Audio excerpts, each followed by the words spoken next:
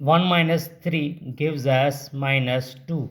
Now times 1 minus 3 also gives us minus 2 and cube 3. So now minus 2 times, here we do minus 2 times minus 2 times minus 2. 2 to 4 and 2 4 8 is minus 8. So minus 8. The final answer is minus into minus is plus. So 2 times 8 gives us 16. But this answer is not correct, because according to order of operation, first we do parenthesis, then exponent, then multiplication or division, finally addition or subtraction.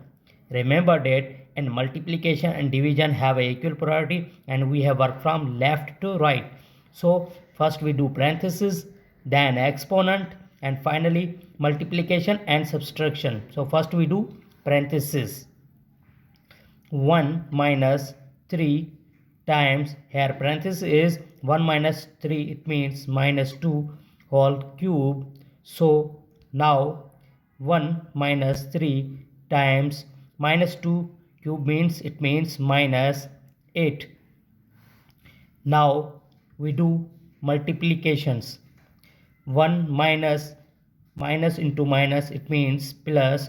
3 times 8, it means 24. So 1 plus 24, 1 plus 24 gives us 25. This is the right answer.